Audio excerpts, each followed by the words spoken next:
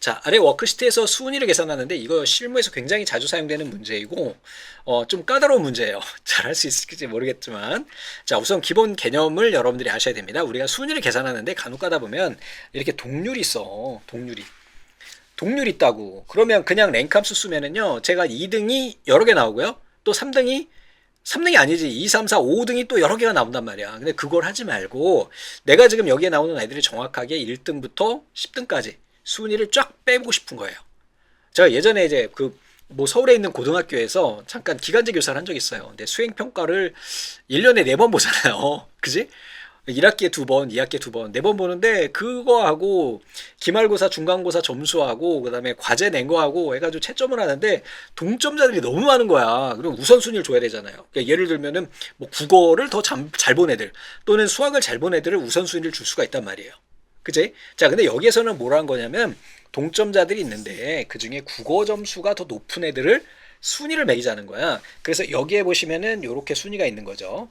자, 첫 번째 180을 기준으로 했을 때 요렇게 보면은 누구예요? 민국이 대안이 나래가 있어요.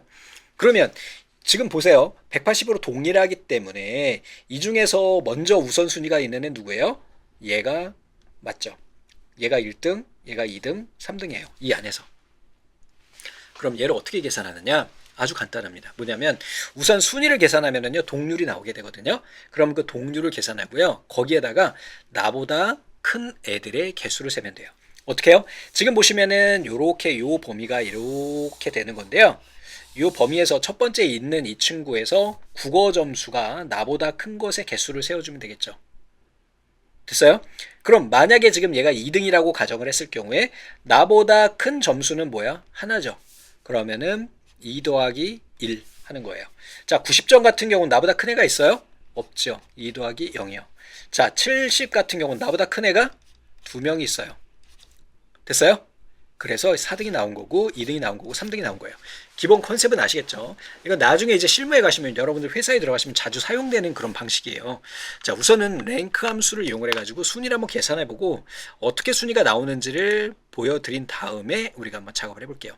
자, 요게 이제 얘네가 이제 답인 것 같은데 요쪽에다 한번 해볼게요. 자, 우선은 랭크 함수에는 두 개가 있어요. 랭크 에버러지가 있고 EQ가 있는데 EQ는 동점자를 만들어내는 거고요. 동점자를 만들 때 걔네 중간값을 내요.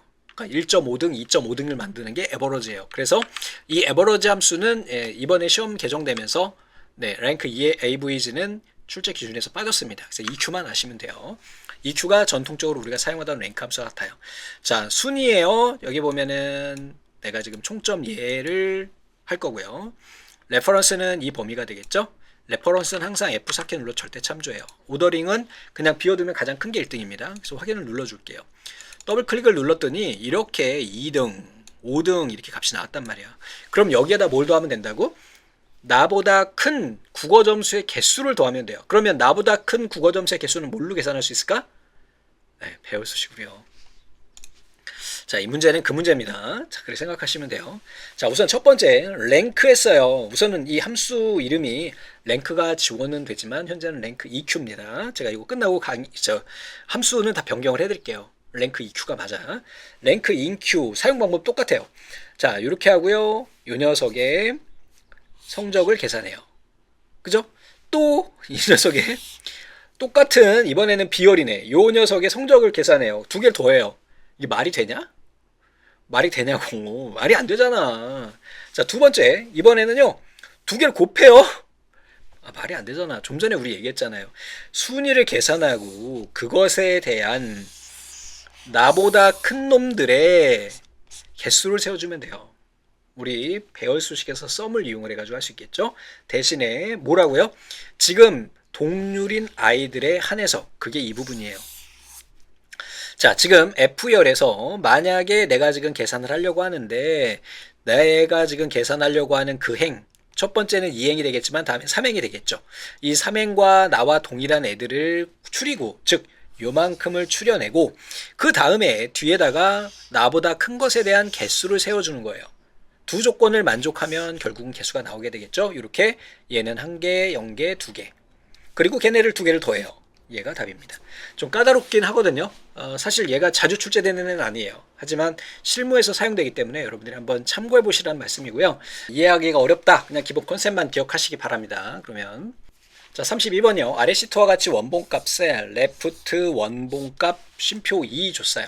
이거는 여기에 있는 두 글자를 빼서 이렇게 가져온다는 거예요. 근데 앞에서 제가 말씀드렸죠. 문자열 함수에서 도출된 아이들은 문자다. 그래서 왼쪽에 쫙 붙었어요. 이 문제는 뭐냐면 문자열 함수에서 도출된 값을 숫자형으로 변경하는 방법이 무엇이냐라는 걸 물어보는 거예요. 우선 엑셀은요 똑똑해요. 그래서 여기다가 뭔가 연산을 넣게 되면 더하든 곱하든 뭔가 연산을 하게 되면 얘네가 숫자로 바뀝니다. 엑셀이 똑똑해요. 그래서 우선은 우리가 초등학교 때 배운 게 있어요. 어떤 값에 1을 곱하면 그 값의 크기는 변하지 않는다. 0을 곱하면 다 0이 되는 거고 마이너스 1을 곱하면 음수로 다 바뀌는 거죠. 이런 식으로 우리가 보는 거죠. 그래서 곱하기 1을 해주게 되면 썸 프로덕트 해가지고 이 녀석 이렇게 곱하기 1을 해주게 되면 어떻게 될까요? 얘네 다 정수로 변경이 됩니다. 수치값으로 변경이 돼요. 우리 배일류 함수가 별도로 있었잖아요. 그래서 배일류를 이용을 해서 얘네 이렇게 할 수 있다는 것도 앞에서 봤고요. 썸 프로덕트 해가지고요. 요게 좀 특이한 케이스인데요. 마이너스를 2개 붙이면 얘네가 자동으로 숫자로 변경이 됩니다. 이거는 뭐라 그럴까? 상용화된 어떤 정형화된 그런 어떤 표현 방법이에요. 잘 쓰지는 않지만 그냥 이렇게 마이너스를 2개 주게 되면 이렇게 적용이 되는 건데 이게 왜 그럴까요? 자, 생각해보자. 좀 전에 제가 힌트를 드렸는데 마이너스 1 어떤 값에 마이너스 1을 곱하면 그 결과는 음수로 바뀝니다. 그죠? 근데 거기다가 다시 한번 마이너스를 곱하면 어떻게 될까요? 그 값은 양수로 다시 바뀌어요. 그래서 빼기를 2번 곱한 거랑 같은 표현인 거예요. 그래서 여기에서 옳지 않은 거는 3번이 답입니다. 자, 우선은 여러분들이 이거 많이들 실수하시는 내용인데요. 뭐냐면 우리가 어떤 값을 문자열 함수로 도출을 하면은요. 이게 문자열 함수로 도출한 거예요. 얘네는 문자로 인식해요. 그죠? 근데 얘네를 곱하기 1하면 어떤 연산을 주게 되면 얘네가 숫자로 변경이 되고요. 또는 우리가 밸류 함수가 있었어요. 그래서 밸류 이거 나중에 이제 프로시저에서도 많이 쓰입니다. 문자형으로 결과 나온 것을 숫자로 바꾸기 위해서 이렇게 쓸 수도 있고요. 또 한 가지는 여기다가 썸 프로덕트 함수는 얘네는 어떻게 되는 거냐면은 해당하는 배열을 곱하고 더하는 함수예요. 뭐 거기까지는 나중에 이제 시험 문제 나오기 때문에 얘도 자주 나오는 아이라서 그때 말씀드리고 여기에서는 그냥 간단하게만 말씀드릴게요. 여기다 어떻게 한 거야? 지금 이 범위에 빼기 2번 주고요. 그러면 얘네를 수치로 바꿔요. 그 다음에 배열 범위 선택하고요. 그 다음에 엔터 딱 눌러주면은 얘네가 한 번에 계산을 할 수가 있게 됩니다. 썸 프로덕트는 나중에 다시 한번 말씀드릴게요. 자주 출제되니까. 자, 다음 수식에서 인덱스 했고요. 이번에 보니까 배열이 2개가 있어요. 그 다음에 얘네는 행열이고요. 얘가 에어리어예요. 이 문제도 아주 독특한 문제 중에 하나인데 우리가 이제 일반적으로 인덱스 함수라고 하는 거는 여기에 배열이 들어가고요. 배열이라고 하는 건 값의 범위를 의미하는 거예요. 이렇게 범위. 그죠? 자, 배열이 들어가는 거고요. 여기가 행이에요. 몇 번째 행, 그 다음에 여기가 몇 번째 열 이렇게 되는 거죠. 자, 그냥 단순하게 만약에 A1에 C6까지 했고요. 그 다음에 2 이렇게 했다 그러면 내가 이 범위에서 2행 2열이요. 1, 2, 1, 2 요 값이 출력이 됩니다. 그런데 지금 보면은 영역이 선택되어 있어요. 이 인덱스 함수는 함수 구조가 2가지가 있는데 한번 직접 보여드릴게요. 이렇게 보시면은요. 자, 는 가고요. 인덱스 탭키 눌러주면은 위에 아래 2가지가 있죠. 첫 번째는 뭐예요? array, row number, column number예요. 두 번째는요. reference, row number, column number, area number예요. 즉 범위를 여러 개 지정할 수 있다는 거야. 그래서 지금 이 문제는요. 아주 특이한 문제이고 자주 출제되지는 않았는데 이 두 번째 있는 reference, row, number, column, area number까지 표시가 되어 있는 이런 아이예요. 즉 얘가 첫 번째 범위가 되는 거고요. 여기 보면 A1에서 6까지 그 다음에 A8에서 이렇게 2가지 범위가 되는 거예요. 여기서 에어리어 넘버니까 얘가 1번이고 얘가 2번이에요. 자, 2번에서 뭐야? 2행 2열이죠. 하나 둘 3, 5, 5, 0이 나오겠네요. 끝. 4번이 답입니다. 얘는. 이 친구가 나오는 거예요. 자, 영역이 얘가 2번 영역이라고 2번 영역. 그리고 여기에서부터 시작해가지고 1, 2, 1, 2, 3, 5, 0 이렇게 도출됩니다. 다음 중 수식 결과가 나머지 색과 다른 것 제일 싫어. 난 이게 난 제일 싫어. 진짜 이거 너무 싫어. 진짜 우선은 첫 번째예요. 예, ABS라고 하는 건 절대치 값입니다. 그래서 마이너스 1을 이렇게 하면은 얘가 1로 나오는 거잖아. 그 값에 대한 크기만 도출하는 거죠. 자, 인트는 가장 작은 정수로 계산해요. 이거 아주 자주 출제되는 아이예요. 가장 작은 정수를 도출합니다. 자, 우선은 보면은 얘는 뭐가 되나요? 마이너스 1.5가 되겠네요. 아, 그렇잖아. 2분의 3은 1.5잖아. 이건 알지? 예, 그 다음에 이제 인트를 준겨. 여기다가, 이렇게, 인트를 주면은, 얘에서 가장 작은 정수요. 가장 작은 정수는 어떻게 될까? 이게? 자주 출제되는 아인데, 자, 보십시다.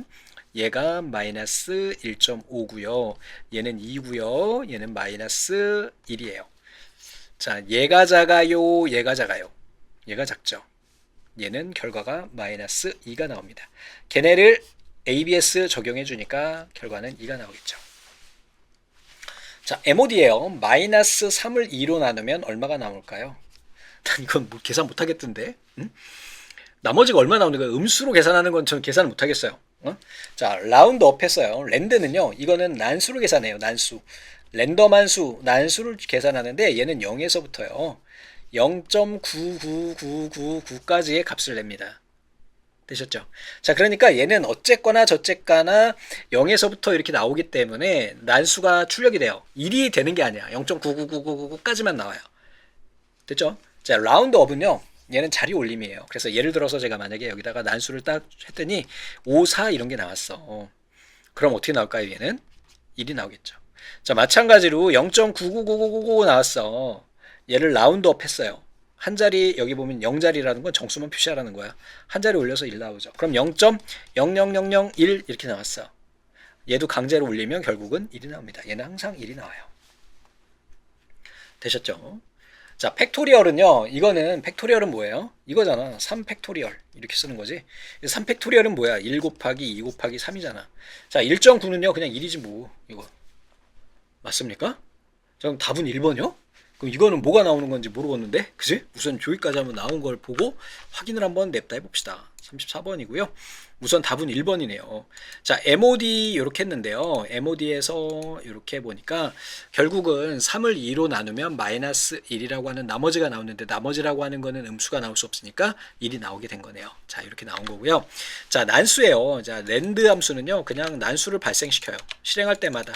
그렇지만 얘를 라운드업으로 반올림하게 되면 결국은 1이 나오게 되겠죠. 라운드업은 강제 올림이고요.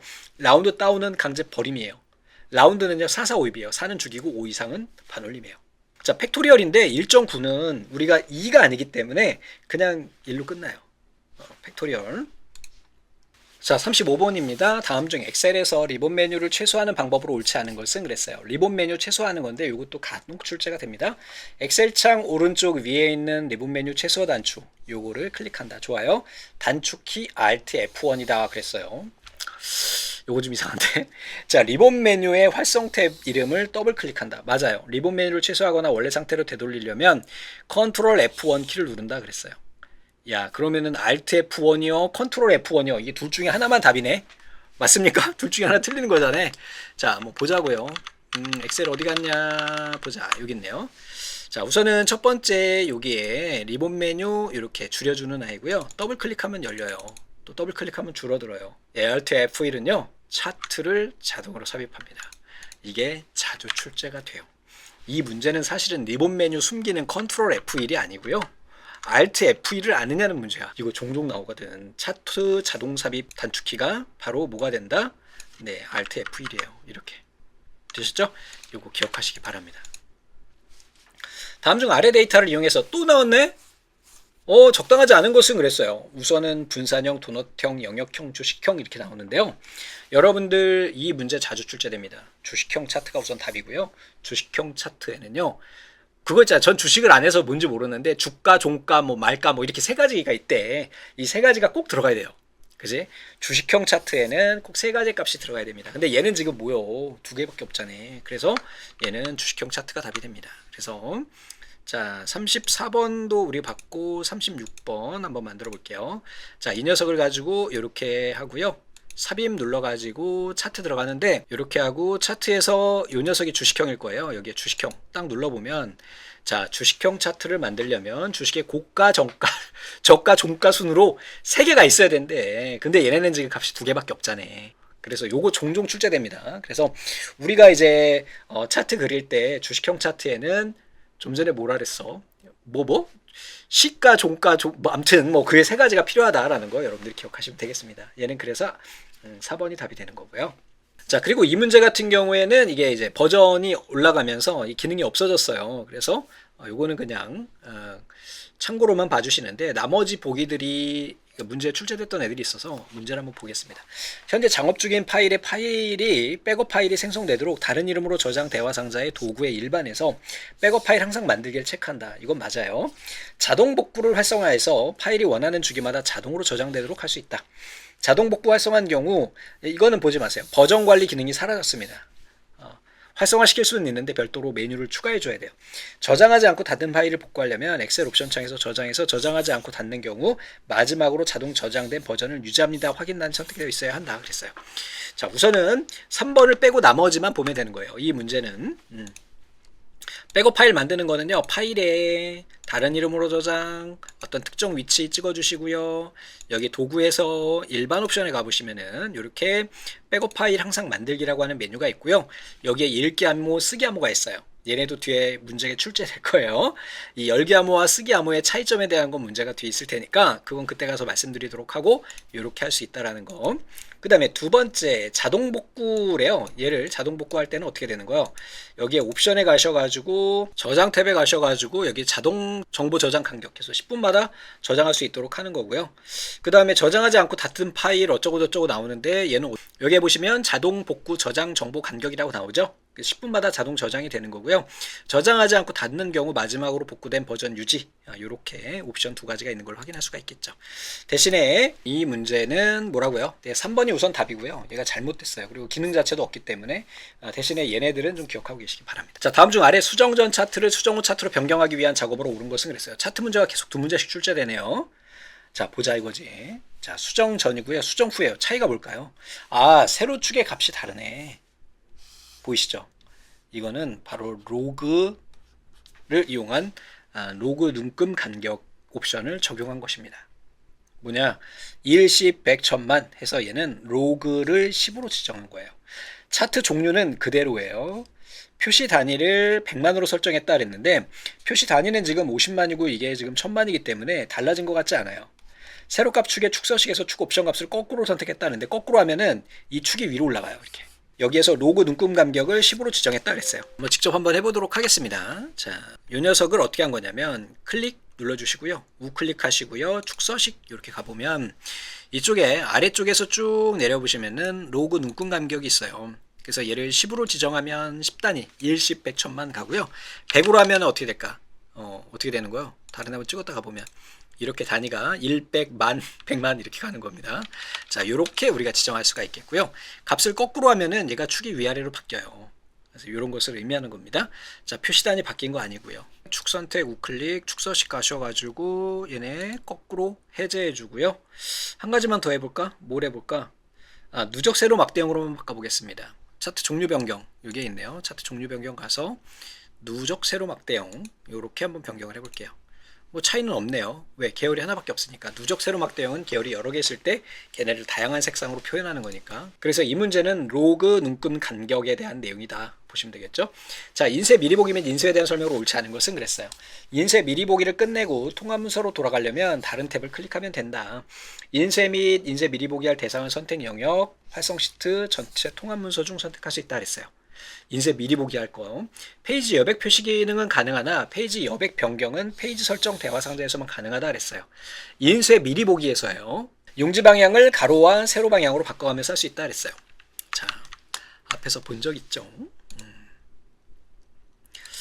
우리가 쭉 가가지고 이 녀석을 한번 인쇄해 볼까? 그래서 인쇄 미리 보기 이렇게 가고요. 다시 돌아가려면 뒤돌아가기 다른 탭으로 선택하는 거 이게 맞겠고요. 그 다음에 여기에서 인쇄 미리 보기 할 대상을 바꿀 수가 있대요. 그래서 이렇게 지정을 하고요. 이렇게 활성 시트 전체 통합 문서 인쇄 또는 선택 영역 인쇄 이렇게 바꿔줄 수가 있고요. 다음에 페이지 여백 그죠? 자, 페이지 여백, 페이지 설정에 가가지고 우리 여백 설정 가능해요. 맞습니까? 되셨죠? 그런데 페이지 설정 대화 상자에서만 설정할 수 있다 그랬는데 아니죠. 뭐였어요? 보신 적 있죠? 여백 표시를 가지고 마우스로 드래그해서 여백 변경 가능하다. 대신에 행 높이는 변경이 불가능하다. 용지 방향 바꿀 수 있고요. 요거 자주 출제되는 아이입니다. 여백 단추 눌러가지고 여백 바꾸는 거. 다음 중 워크시트의 인쇄 영역 설정에 대한 설명으로 옳지 않은 것은 그랬어요. 인쇄 영역입니다. 같은 내용이네. 인쇄 영역은 리본 메뉴 페이지 레이아웃 탭이나 페이지 설정 대화 상자에 시트 탭에서 지정할 수가 있어요. 맞아요. 인쇄 영역을 설정하더라도 인쇄 시 활성 시트 전체가 인쇄되도록 설정할 수가 있어요. 우리 좀 전에 봤잖아. 선택 영역 뭐 이런 거 전체 뭐 이렇게 해가지고 여러 시트에서 원하는 영역을 추가해가지고 인쇄 영역을 확대할 수 있다 그랬는데 이 인쇄 영역은요 현재 워크시트만 가능해요. 여러 영역이 인쇄 영역으로 설정된 경우 설정된 순서대로 각각 다른 페이지에 인쇄된다 그랬어요.